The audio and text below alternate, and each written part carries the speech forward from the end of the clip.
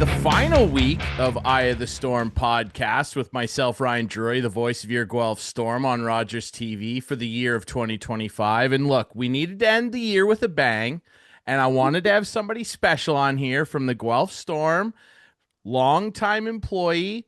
And I don't know if there was anybody involved with the Storm, certainly in my time around the franchise, that was as fun to be around, brought as much energy and positivity as my guest here. Ladies and gentlemen, longtime communications manager Lindsay Newby is with me. Lindsay, how are you? Thanks for doing this.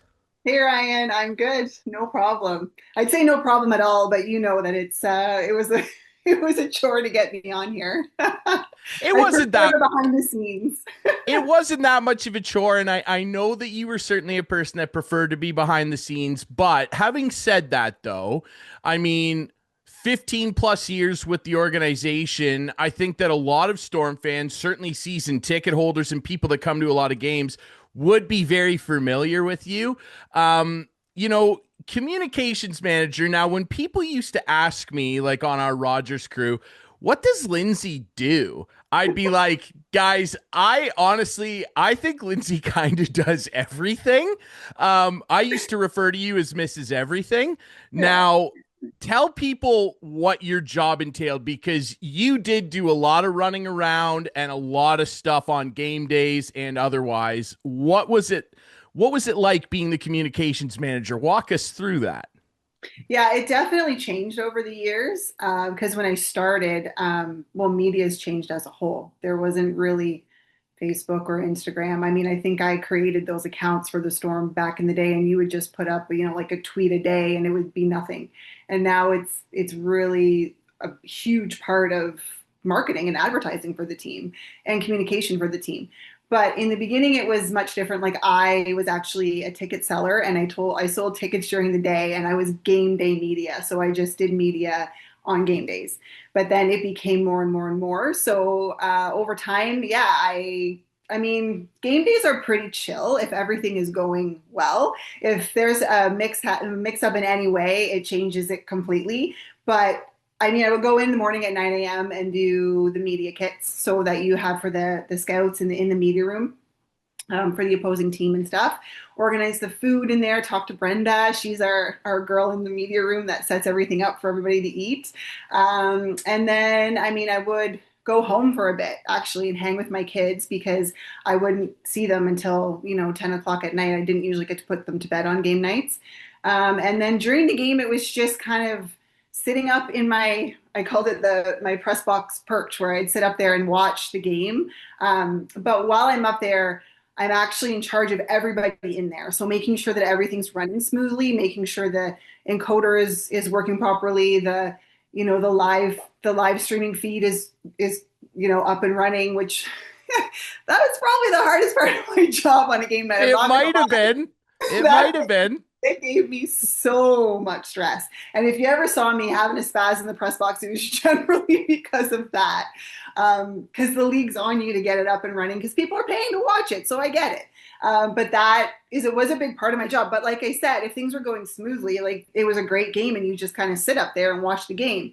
But then during intermissions, I'd go down and grab players for interviews. And then post game, you're also getting organizing interviews with players and stuff too. Now, I want to, if I can quote Hillary Duff here, I want to go back to the beginning, and I'm curious how you kind of got started with the team. Obviously, because you were around for a long time. You were around for as long as I was ever involved when I started as a volunteer, filling in every now and again for Trevor Pryor on the broadcasts. You were the only person that I was familiar with down there for all those years until I joined full time. How did the gig with the Storm come about? Take us back to that time. How did this all happen for you? A long time ago, Ryan, almost 20 years. I did my undergrad in sport management from Brock University. I knew I wanted to work in sport, but mainly the hockey industry. I was a really big hockey fan growing up, and it was a big passion of mine. So then I went from there, and I didn't want to be an adult yet, and I wanted to continue being a student. So then I did my master's in sport management at the University of Windsor. So I was very narrow focused. as to what I wanted to do, and I knew what I wanted to do. And with my internship in Windsor, I had the opportunity, sorry, with my master's in Windsor, I had the opportunity to do an internship. And I did the internship with the Guelph Storm. I reached out to the Storm as well as the London Knights because I'm from the London area. And I believe it was Matt got back to me like the next day and kind of said like, yeah, we're, interested in having an intern. And London didn't get back to me for about 2 weeks. And by the time I had, agreed to work for Guelph, then London got back to me, but it was too late. I'd already committed to Guelph. It would have been an easier commute if it was London, let me tell you, but that's okay. My life would have been completely different if I went with London. I'll tell you that. The trajectory of my life would have been completely different. And then I worked I was an intern under the amazing Sarah Twigger for a year in community. And then after that, I graduated from my master's and I didn't have a job.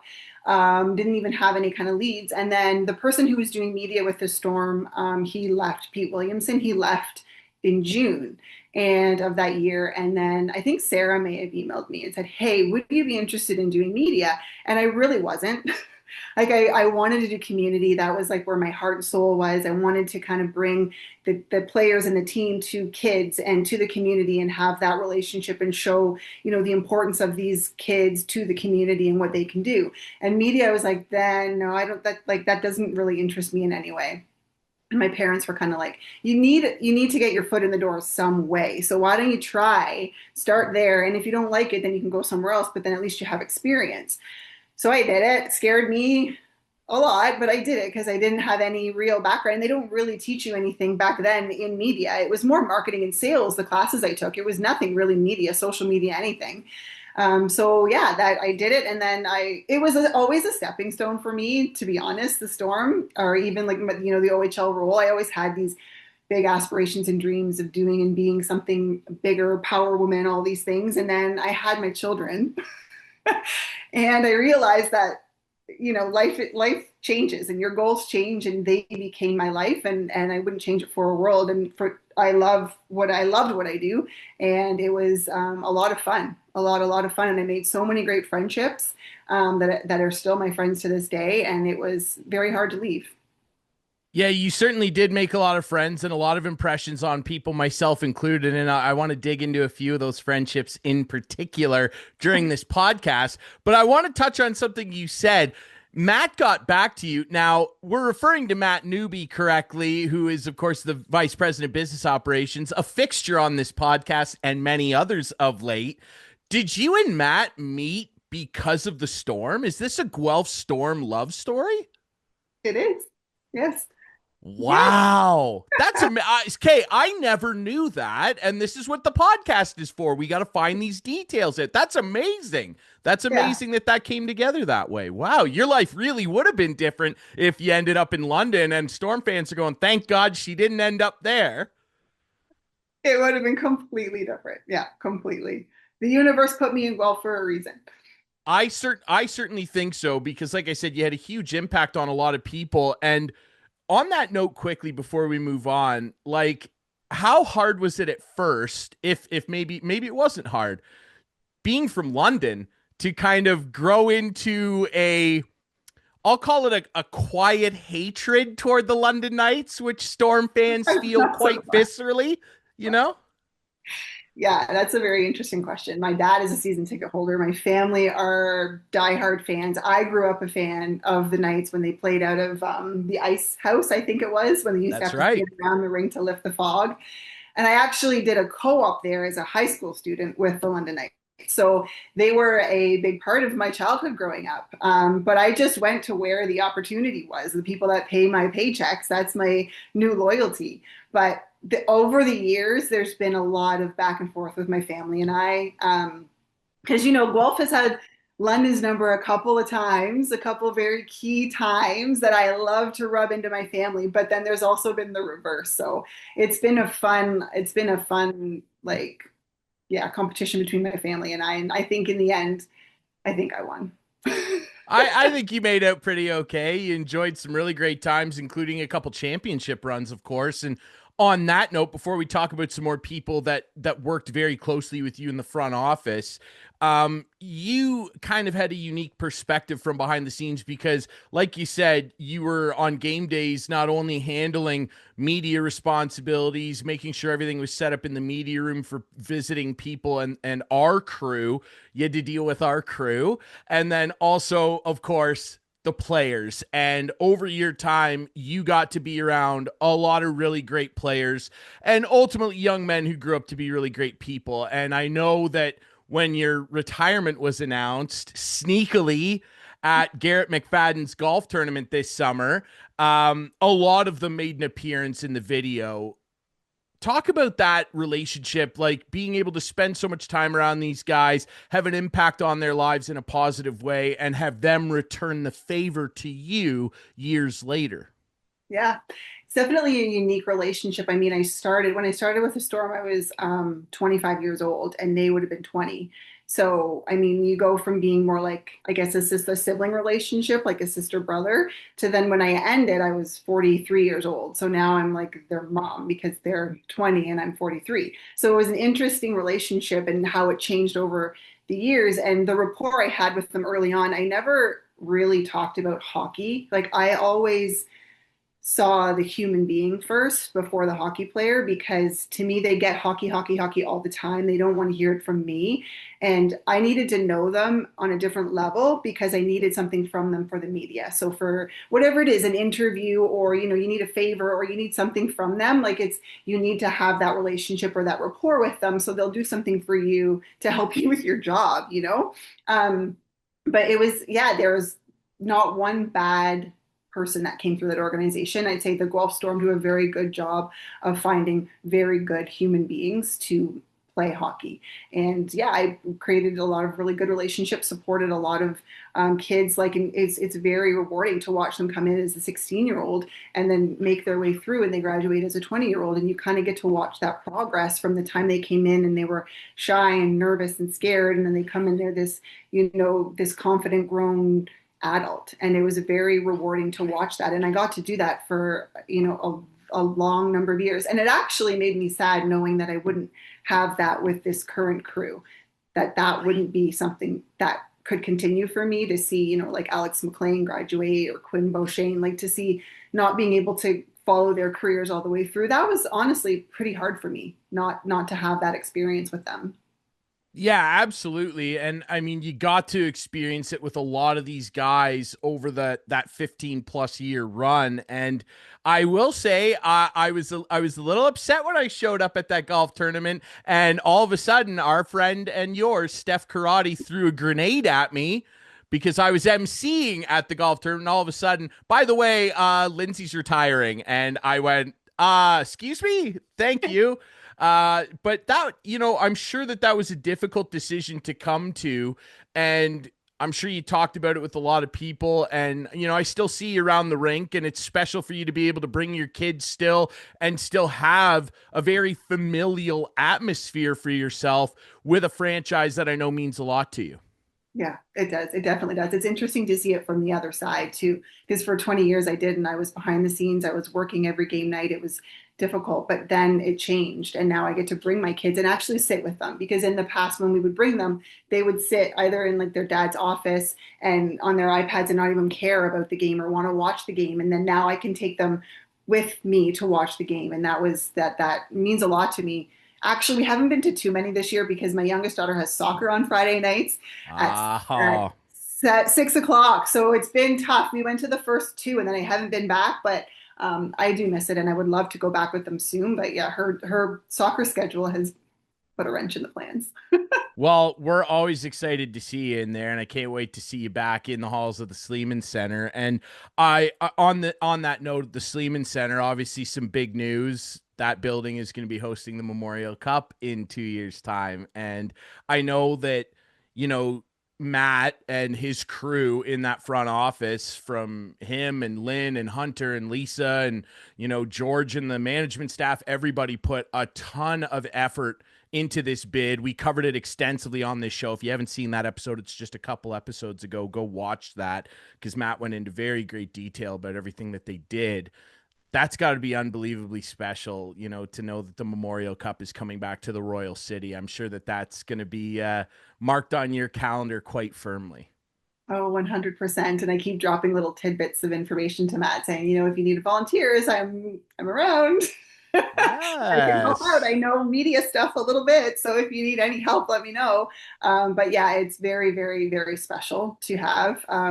And a little bit for me, it's bittersweet because it's like you put in, 20 years with the team and you're there every game night, every Friday, some Sundays, some Saturdays. You give up family nights to be there working, and then the minute you leave, it's like, and we're hosting the Memorial Cup, like the pinnacle of junior hockey. And you're like, oh, wonderful. But it's still amazing for me to be able to see it from that other side. So I get to live through it with Matt, and he comes home and tells me, things that are going on. It's like I'm still in it. I'm just not in it. So it's very special. And I do know, yeah, the work that was put into that bid was like substantial. There was a lot of work. And Matt and his team did an amazing job, and rightfully so, were awarded the Memorial Cup. Yeah, they sure did. And again, I'd encourage anybody who hasn't seen that episode to go watch that because Matt went into very incredible detail about the bid process. Mentioning the front office, obviously, in your time there, you got to work with and interact with a lot of different coaches, general managers, scouts. Over your time there, from the Mike Kellys of the world and Jason Brooks, my buddy, and our current staff with George Burnett and Scott Walker and Corey Stillman, all the way down the line, you got to interact with and be a part of a lot of great organizational, checkpoints, if you will, in terms of front office staff. Like you got to be around a lot of winning too. I did. It was a lot of fun. There was a lot of changes over time, but each and every one of them brought something different, and I learned from them, and I learned how to be a professional from each of them. You did forget Dave Barr. He was my Yes, Dave first. Barr. He was the GM and head coach when I arrived on the scene. He was very intimidating for a 25-year-old Lindsay coming in there thinking that it's my first job. I'm so excited. And he's just like all business. And he is the best storyteller I have ever met in my life. If you want to hear a story, let Dave Barr tell it to you because it is so good. It doesn't matter what the story is. He could be telling you a story about anything. And it's the funniest thing that you'll ever hear. I remember when my first trade deadline was with Dave, and I called down to his office near the like noon when it was ending, and I was like, "Are there any more trades?" And he's like, "Oh, yeah, unfortunately, I'm sorry to say." And I'm like, "Oh, great, here we go." He's like, "I've traded you to the Sault Ste. Marie for a bag of pucks." And then he hangs up. Like, okay, thanks. I think. I'll pack my bags, Dave. Yeah, Thank like, you. oh, I don't know. Yeah, he had a great sense of humor, a very good sense of humor, and he was a wonderful storyteller. I really enjoyed him. Brooksy was a passionate guy, really Oh passionate, yeah. loved to win, hated to lose. Yes. Yeah, he wore his heart on his sleeve all the time. You rarely saw a smile from Jason, win or lose. Yeah, that I will say I covered him extensively for 6 or 7 years with the junior B-Listwell Cyclones, who he completely transformed and had a lot of winning with. He softened a little bit. He'll hate me for saying that, and I know you watch these, Brooksy. He has softened a little bit. There is a Not his smile kids that will do cracks that to every you, now and you again. know? Yeah, it's winning does a lot for you, and I think he's softened a little bit. He's a teddy bear for sure. Um, Speaking of people that are funny, listen, we might as well just dive right into it right now. You and Lisa Delamadia. Now, the two of you are um I don't want to say interchangeable, but I would describe you guys as one and the same, kindred spirits, if you will. And the two of you have kind of been fixtures in my pro hockey life from the time that I've joined the broadcast crew full time with Rogers. And she's a pretty special person. And I know that Lisa's the same.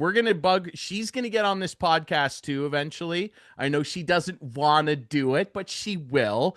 But I don't know that a lot of people know that you and her had a huge hand in this podcast even becoming something because you guys were the ones booking all the guests for me. So, Talk about your relationship with Lisa and just how special it was to work with her every day and see her having the success that she's having.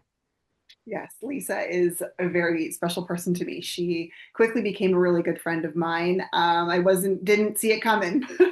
She was an intern with us in I don't know the year, but she was an intern with us. And then she finished her master's, and then we had a staff on staff who didn't work out, so she left. And then there was a gap in our social media. We needed someone to do social media. So Lisa stepped in and was like, I'll do it. Like she didn't know it. She was just like, I'll do it. Whatever I need to do, I'll do. So I worked closely with her in that, and I oversaw everything that she was doing to start. But then I quickly realized that Lisa does things before I even think to do them. So I'd be like, okay, well, we need to do this. She's like, yeah, I did it already. I'm like, okay. Well, what about this? Yeah, that's already done. I'm like, okay, perfect. Like she just thinks differently than me. She does things like immediately and I wait. Like I'm a procrastinator and Lisa just does it. But yeah, she is really good at her job. She's a really great professional. She is hilarious and has taught me a new language. If you will, as a 44-year-old, I don't know the kid's language and she'll throw out words or sayings and I'm like, what? And then she'll break it down and I'm like, is it weird if I use that because I'm so old or can I steal that? But she is hilarious, and dealing with the players was a lot easier when you had someone like Lisa or Stephanie Karate, who's another one of my really good friends who worked with me as well. The older I got, it was harder to build a rapport with the players because they just, I'm an old lady. It's just hard. You have nothing in common. So Stephanie helped a lot because I always didn't want to talk hockey, right? So I didn't want to, dive into their game or how they're playing. I wanted to talk to them as a person. So I almost needed a buffer in there to help me get there. And Stephanie was the buffer for me until 2019, I think 2020 she left. And then when Lisa came on, she became my buffer for the next little time until I left. But yeah, they're both actually very good friends of mine and very special people who made my job very fun. I don't know whether I would have stayed around as long as I did if I didn't have friends like that to work with because it can be trying at times. It can be exhausting. You're putting in a lot of hours. You're doing a lot of things. You're wearing so many different hats and things come up, things change. You're the one that's communicating all of that, and it can be very difficult at times. So if you didn't have somebody to lean on or to joke with, it becomes that much harder. So the two of them definitely helped me through, I'd say, the latter half of my career. I wanted to touch on Steph Karate as well because she's very special. And when I first started volunteering with the crew, I mean, I it came up on my memories the other day. The first time I ever made an appearance on a Storm broadcast was 2017, and Steph was there down there helping me talk to the players, and then of course that transitioned eventually into Lisa and yourself a lot of the time when I joined the crew full time just after the pandemic. And she's a real special person and she's had a lot of success for herself too, handling things for the GTHL, which is the hugest minor hockey association on the planet. And I want to talk to you about her and working with Lisa as well, just in terms of doing things with the players that are a little outside of the box in the sense of different initiatives, specifically McFadden's movement, which many Storm fans are familiar with. Garrett McFadden, the former captain, his mental health initiative. I think back even to Danny Zhilkin, Mr. Danny Dangles himself with Zhilkin's vision. How special is it to be able to do stuff like that with the players? Because that's something that just, it takes a lot of their time and it adds, if anything, more to your guys' plates as well. How special was it to be able to do stuff like that with Steph and then, of course, with Lisa? Yeah, that those kind of initiatives are so special and they may add work to your plate, but it's work that you want to do because it's for such an important cause. And especially dealing with players coming in as 16-year-olds and they're scared, they're young, it's maybe the first time they've moved away from home. And because you're close to them, building the rapport because we're doing media and you don't control their ice time so they can talk to you, they can tell you things. So they open up a little bit and you find out that, yeah, some of them might be struggling, some of them are having a hard time. And then as it goes, or you have injuries, right? Like you might have an injury that happens that they don't expect and then they're out and now they're dealing with an injury or they're not getting the ice time that they used to get when they were the star As a 16-year-old coming to the OHL, they don't have as many shifts or they're not getting the play time. So there is a lot that these kids go through all the way through their hockey careers that a lot of people don't really know or understand, I don't think. And I've always said to Stephanie, we need a program in place for 16-year-olds and 20-year-olds because the 20-year-olds are generally your first round picks, right? That's why they're the overager. So they're first round picks that when they were drafted in the first round expected big things like NHL dreams, all these things, and then they're still there at a 20-year-old, maybe not drafted, playing in the OHL, not knowing what's next. And then as soon as they graduate from the OHL, then they're just on their own and they're gone. It's like they need that mental support just as much as the 16-year-olds do. Not to say that the kids in between don't either, but those two groups, like from my career, I noticed a lot of support was needed for those kids specifically. So the fact that Garrett came up with this movement with Stephanie, so Steph kind of took over from, I think it was Sarah Twigger's mat leave. Yeah, when it all just goes together. These 20 years is just one big year. I have a hard time differentiating, but I know Steph did one of Sarah's mat leaves, and I think that they came up with this plan at the time. And Steph kind of came to me, and she's like, "I don't know about this. What do you think? Like, is this something that can be done? Should we do it?" And I was like, absolutely. If you have a player that wants to give you their time and wants to make a difference, like you take that and you run with it and you give them the support that you need. And I can help in any way, but they didn't need my help because the two of them are all rock stars. They're such great people and they knew what they needed to do and they did it and they continue to do it. And it's so wonderful. And I'm so proud to be a part of that. And that Garrett was with the Guelph Storm when he started that. It makes the entire organization proud. 100%. I couldn't agree more. And I'm proud to call Garrett and Steph close friends, and I'm always willing to help them out. It's incredible what they do. We're getting close for time here, and I do want to ask you a couple more questions. I can't ask you about your favorite players. That's unfair. You had way too many great kids come through. I do want to ask you though, do you have a favorite moment or two while working with the Storm? That's hard because there's a lot of really good moments and a lot of really good teams. I mean, the 18-19 team was a team like no other, and I've never experienced more stress in my life. Stephanie and I were a stress case the entire time. Never seen resilience like that. I've never seen a team gel like that that wasn't a homegrown team because we got a whole bunch of guys at the trade deadline. They gelled so well. It was such a wonderful experience being along for that ride. Um, that made me so proud to work for the Storm. That team, that playoff series, which was again the reverse sweep of the London Knights, where I got to win. That was amazing. That was like one of the highlights of my career.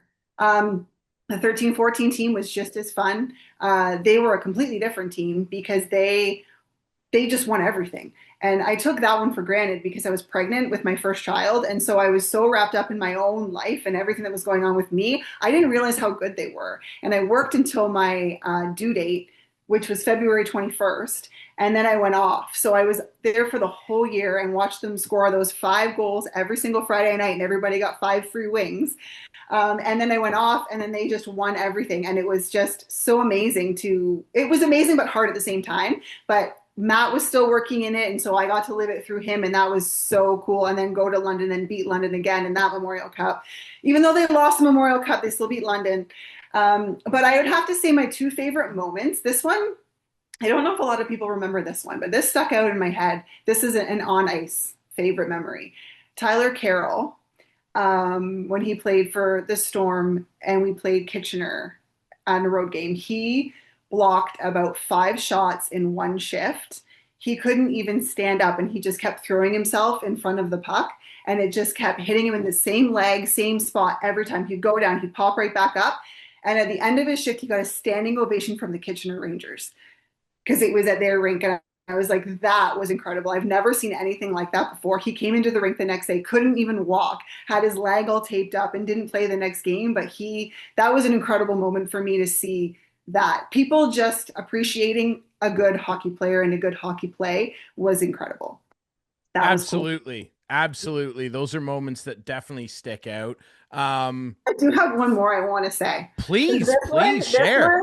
is very, very cool, and it's shocked me like you wouldn't believe. So this is an off-ice one, and this involves Matt Finn and Scott Kosmachuk. So it was in 13-14, my first pregnancy. They were so involved. Not They were very excited about my pregnancy. They asked so many questions. They wanted to touch my stomach, to feel the baby move, all these things. Whenever I walked by and they were playing sewer ball, they're like, stop, stop, like pregnant lady coming through.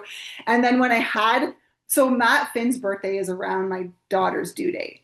So he knew that, he remembered that in his head, and he would keep checking in, like, any baby yet, any baby yet. And I went really, really late with Zoe.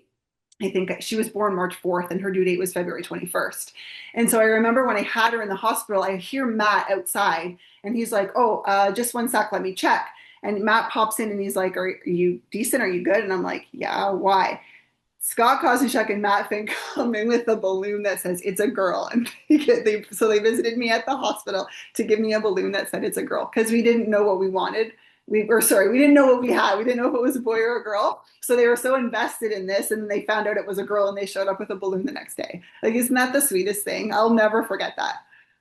Just the best stuff, man. And that's what's so special about your career and what you were able to do for the Storm. And that's what I meant off the top, like the impact that you had on so many of these guys' lives, and it extended throughout the front office and, dare I say, into the broadcast booth too. Because Lindsay, if I can be mushy with you for a moment, you had a real big impact in making me feel comfortable up there and like I belonged there and was, part of the team. I know that, the broadcast, we're not part of the franchise, but we're involved. We want to be there. We love the Storm. I grew up and had season tickets. My family used to go all the time, so it was really special for me to walk up there, and you were a huge part of making that extra special for myself and all of the guys up there, Steve and Bill and Trevor and the new guys now with me and Mark and Isaac. All of us really appreciated the energy that you had every night, laughing with you and Lisa. I still am petitioning. I think you and Lisa could do a comedy duo at Yuck Yucks. You guys could do a whole stand-up routine. I'd pay to see it. Off of her. She's Exactly. yeah. You guys, I don't think the players could go because I feel like they would be the butt of a lot of the jokes, but I would attend. But seriously, Lindsay, like, congratulations on an amazing career. I can't wait to have you around the rink more, especially when the Memorial Cup comes around. And thank you for all you've done for the Storm and for me as well. I really, really appreciate it. This podcast wouldn't be a thing without you. So thank you. Welcome. Thank you, Ryan. It's a pleasure to work with you and all the Rogers crew. I really enjoyed that. I truly did. Seeing you guys in the media room chatting, just talking about the team. It was a real pleasure for me too. So thank you.